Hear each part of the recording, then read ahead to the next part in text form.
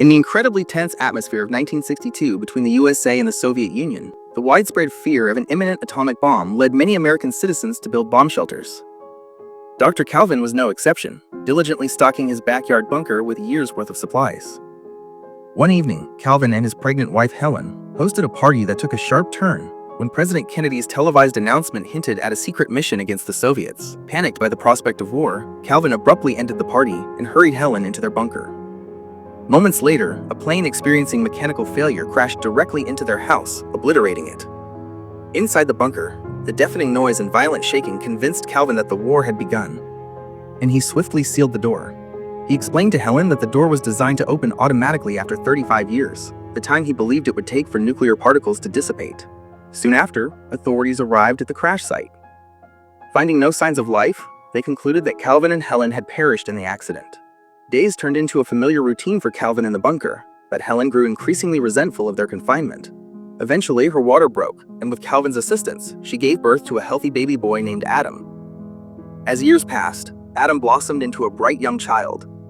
Calvin took on the role of his primary educator, imparting all his knowledge with the hope that Adam would one day restore the country to its former glory. His curriculum included not only standard school subjects, but also boxing, French, Latin, and stock market basics. Helen contributed by teaching Adam household chores and even how to dance. Calvin also shared his cherished baseball card collection, attempting to explain the concept of team sports, which Adam struggled to grasp. Both parents emphasized good manners and consciously avoided any cursing in their son's presence, resulting in a remarkably naive and sheltered upbringing. The family established a comfortable daily routine within the bunker, engaging in imaginative activities like pretend shopping in a makeshift mini-mart, fake fishing in a water tank, tending to plants, and even constructing an additional room for Adam. They also had a lounge area for reading, playing games, and relaxing together. Meanwhile, above them, their former property underwent several transformations, first becoming a diner, then a pizzeria, and later a nightclub. In 1995, Adam celebrated his 33rd birthday with handmade gifts from his parents, wishing for a future partner as he blew out the candles. Helen mentioned the impending opening of the bunker door in 2 years, and Calvin expressed his sentimental attachment to their underground home, causing Helen to retreat to another room in frustration. In 1997, the 35-year wait finally ended, and the bunker door opened automatically. While Adam and Helen were eager to emerge, Calvin insisted on a preliminary safety check. Donning a radiation suit, he ascended in the elevator and found himself in a dilapidated building inhabited by a group of intoxicated homeless individuals. Melker, one of them, was so startled by the sight of a glowing figure rising from the ground that he fainted. Calvin then ventured outside, utterly bewildered by the changed world. Graffiti-covered buildings, people casually handled guns, adult stores displayed unsettling merchandise, and the language spoken by the strange-looking inhabitants was incomprehensible to him. Terrified, Calvin hurried back to the bunker, reporting that while the air was breathable, the outside world was a post-apocalyptic wasteland, teeming with bizarre mutants. He declared that they must remain in the bunker, a statement that finally pushed Helen to her breaking point.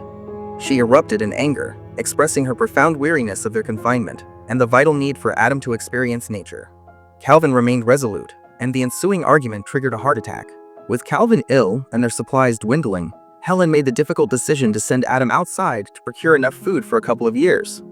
She gave him some cash and a shopping list, instructing him to stay at the Holiday Inn and to look out for a non-mutated girl. Before Adam departed, Calvin sternly warned him to avoid the adult video store due to its supposedly high levels of radiation.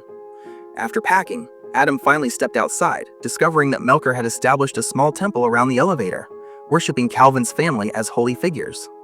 Overwhelmed with joy, Adam marveled at the sky, buildings, trees, and other people, who in turn found him peculiar. He enthusiastically greeted everyone he encountered, inadvertently using a racial slur when addressing a black woman due to his unfamiliarity with different skin colors. Upon passing the adult video store, he covered his nose and cautioned others to do the same. He then boarded a bus, feeling apprehensive about the moving vehicle. His attempts to converse with other passengers using outdated language resulted in further confusion and reinforced their perception of him as odd.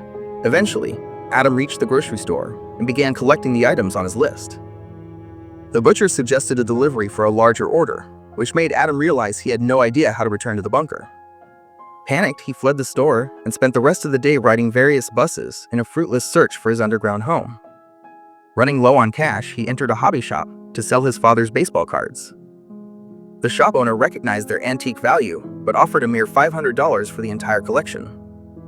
Before Adam could accept, Eve, the shop's assistant, intervened, informing Adam that each card was worth between $4,000 and $6,000. Eve then quit her job after berating her boss, deeply impressing Adam, who began to develop a crush on her. After leaving the store, Adam asked Eve for a ride to the Holiday Inn. Initially hesitant, Eve agreed when Adam offered 2 baseball cards as payment. During the drive, Adam's selection of old-fashioned songs on the radio struck Eve as strange. She dropped him off at the hotel without a word. In his hotel room, Adam was awestruck by the view from the 18th floor and the vibrant colors of the television. He made sure to wake up early to witness the sunrise. The following morning, Eve visited Adam to return the cards, feeling guilty about accepting so much for a short drive.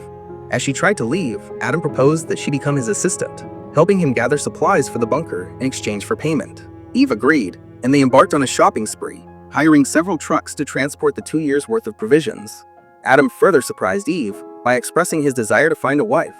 After shopping, Eve took Adam to her apartment, where he met her roommate Troy, who peppered Adam with questions. Noticing his astonishment at modern technology, Adam fabricated a story about being from Alaska on a business trip. Meanwhile, Helen's curiosity got the better of her, and she briefly emerged from the bunker, only to be immediately repelled by the unsettling sight of Melker and his companions, prompting her swift return. The next day, Troy gave Adam a stylish makeover, enhancing his already handsome appearance. Over the following days, Eve and Troy introduced Adam to a multitude of new experiences, including dancing to contemporary music, skateboarding, and seeing the ocean. Overcome with excitement, Adam impulsively jumped into the water.